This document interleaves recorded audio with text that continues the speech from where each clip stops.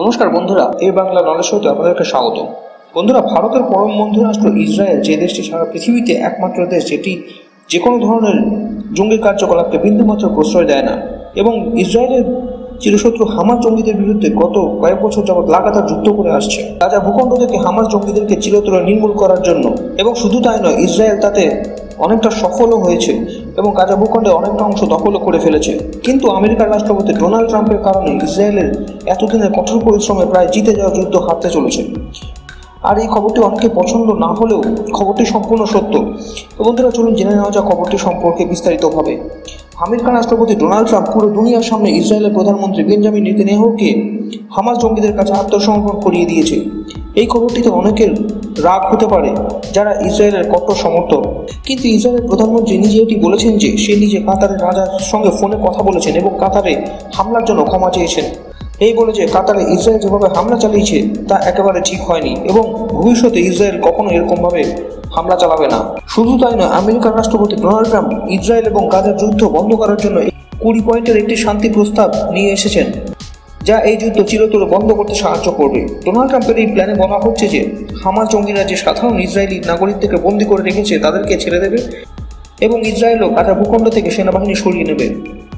তারপর গাজা ভূখণ্ডে চারিদিকে একটি বাফার জোন তৈরি করা হবে, যে বাফার জোনটি না হামাস জঙ্গিরা না ইসরায়েলি সেনা কখনোই পার করবে না, ঠিক যেমনটি উত্তর কোরিয়া এবং দক্ষিণ কোরিয়ার মধ্যে একটি বাফার জোন রয়েছে।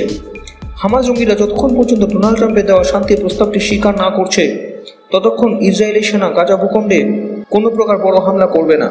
কিন্তু এই ডোনাল্ড ট্রাম্পই এর আগে বলেছিলেন যে গাজা ভূখণ্ড দখল করে সেখানে বিরাট বড় বড় ইনফ্রাস্ট্রাকচার তৈরি করা হবে, বড় বড় হোটেল রিসোর্ট তৈরি করা হবে এবং তার জন্য গাজা ভূখণ্ডে বসবাসকারী সাধারণ প্যালেস্টাইনি নাগরিকরা যেন গাজা ভূখণ্ড ছেড়ে চলে যায়। তা না হলে গাজা ভূখণ্ড থেকে সাধারণ প্যালেস্টাইনি নাগরিকদেরকে জোরপূর্বক তাড়িয়ে দেওয়া হবে। কিন্তু এখন সেই ডোনাল্ড ট্রাম্পের সুর নরম করে বলছে যে গাজা ভূখণ্ড থেকে সাধারণ প্যালেস্টাইনি নাগরিকদেরকে কোথাও যেতে হবে না এবং তাদেরকে জোরপূর্বক তাড়ানো হবে না। এবং শুধু তাই নয়, ইসরায়েল গাজা ভূখণ্ডে হামলা বন্ধ রাখবে। ইসরায়েল এতদিন পর্যন্ত গাজা ভূখণ্ডে যেটুকু দখল করেছে তাও পুনরায় দখলমুক্ত করে দেওয়া হবে। যেখানে ইসরায়েলের প্রধানমন্ত্রী বেঞ্জামিন নেতানিয়াহু এতদিন পর্যন্ত বলে আসছিলেন যে ইসরায়েল গাজা ভূখণ্ড পুরো দখল করে সেখানে বসবাসকারী সাধারণ প্যালেস্টাইনি নাগরিকদেরকে তাড়িয়ে দেবে। কিন্তু এখন ইসরায়েলের প্রধানমন্ত্রী বেঞ্জামিন নেতানিয়াহু ডোনাল্ড ট্রাম্পের দেওয়া শান্তির প্রস্তাব মেনে নিয়েছেন, যা অত্যন্ত দুর্ভাগ্যজনক।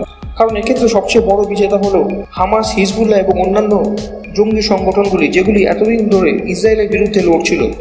তো বন্ধুরা, এক্ষেত্রে অনেকের মনে হতে পারে যে এতে ইসরায়েলের হার কিভাবে হলো। ইসরায়েল তো হামাস, হিজবুল্লাহ সহ সমস্ত জঙ্গি সংগঠনগুলির টপ লিডারশিপকে ধ্বংস করে ফেলেছে এবং জঙ্গি সংগঠনগুলির কোমর ভেঙে দিয়েছে। সেদিক থেকে দেখতে গেলে তো ইসরায়েলের জয় হয়েছে।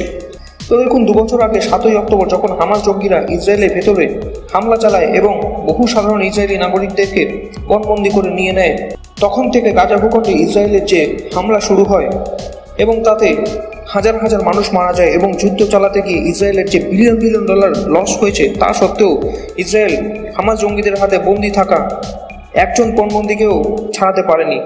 কিন্তু ডোনাল্ড ট্রাম্প আজকে যে শর্তগুলি শান্তি প্রস্তাবে উল্লেখ করেছে, ঠিক সেই শর্তগুলি হামাস জঙ্গিরা 2 বছর আগে ইসরায়েলের সামনে রেখেছিল, যে তাদের হাতে বন্দী ইসরায়েলি নাগরিকদেরকে তখনই ছাড়া হবে যদি ইসরায়েল হামাস জঙ্গিদের শর্ত মেনে নেয়। আর সেই শর্ত আজকে ডোনাল্ড ট্রাম্প ইসরায়েলের প্রধানমন্ত্রী বেঞ্জামিন নেতানিয়াহুকে এক প্রকার মানতে বাধ্য করেছে বলা চলে। আর এই যুদ্ধে শুধুমাত্র যে গাজা ভূখণ্ডে ক্ষয়ক্ষতি হয়েছে তা নয়, ইসরায়েলের বিলিয়ন বিলিয়ন ডলার ধ্বংস হয়েছে। আর তাতে সেখানে ইনফ্লেশন বিপুল পরিমাণ বৃদ্ধি পেয়েছে, জিনিসপত্রের দাম আকাশ ছোঁয়া হয়ে গেছে। শুধু তাই নয়, সাধারণ ইসরায়েলিদের মধ্যে ডিপ্রেশন ভয়ানকভাবে বৃদ্ধি পেয়েছে। তাদেরকে প্রতি মুহূর্তে আতঙ্কের মধ্যে কাটাতে হচ্ছে যে কখন তাদের ওপর মিসাইল এসে না পড়ে। আর সেই ডিপ্রেশন এবং যুদ্ধের সমস্ত বাজে প্রভাব সাধারণ ইসরায়েলিদের জীবন দুর্বিষহ করে তুলেছে।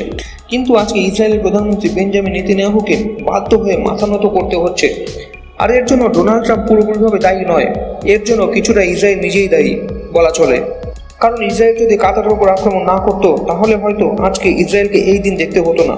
কারণ কাতার যে দেশটি সারা পৃথিবীতে সবচেয়ে সুরক্ষিত দেশ হিসাবে গণ্য করা হতো, যে দেশটি সুরক্ষার জন্য আমেরিকান সেনাবাহিনী মোতায়েন করা থাকে, সেই দেশটিতে ইসরায়েলের হামলা হতেই সমস্ত আরব দেশগুলির কাছে একটি বার্তা চলে যায় যে কাতারে হামলা হওয়া মানে যে কোনো সময় আরবের যে কোনো দেশের উপর হামলা হতে পারে এবং তাতে আমেরিকান সেনাবাহিনী ব্যর্থতা একমাত্র কারণ হিসেবে প্রকাশ পাচ্ছিল।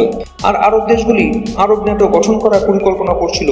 সেই সময় আমেরিকা যখন দেখলো যে আরব দেশগুলিতে আমেরিকার প্রভাব শেষ হয়ে যাবে, সঙ্গে সঙ্গে এক প্রকার বাধ্য হয়ে ডোনাল্ড ট্রাম্প ইসরায়েলের প্রধানমন্ত্রী বেঞ্জামিন নেতানিয়াহুকে দিয়ে কাতারের কাছে ক্ষমা চাওয়ানো হয় এবং হামাস জঙ্গিদের শর্ত ইসরায়েল মেনে নিতে বাধ্য হয়।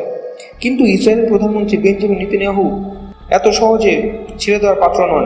ডোনাল্ড ট্রাম্প যখন শান্তি প্রস্তাব ঘোষণা করছিল, তখন তার পাশে দাঁড়িয়ে থাকা ইসরায়েলের প্রধানমন্ত্রী এটি ঘোষণা করেন যে ডোনাল্ড ট্রাম্পের দেওয়া শান্তি প্রস্তাব ইসরায়েল মেনে নিতে প্রস্তুত, কারণ ইসরায়েল চায় যে গাজা ভূখণ্ডে শান্তি ফিরে আসুক।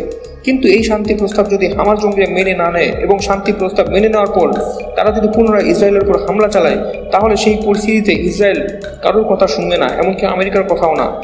সেক্ষেত্রে গাজা ভূখণ্ড থেকে হামাসকে পুরোপুরিভাবে নির্মূল করতে যা করতে হয় ইসরায়েল তাই করবে। এখন দেখার বিষয় এটাই যে হামাস জঙ্গিরা ডোনাল্ড ট্রাম্পের দেওয়া শান্তি প্রস্তাব মেনে নেয় কিনা।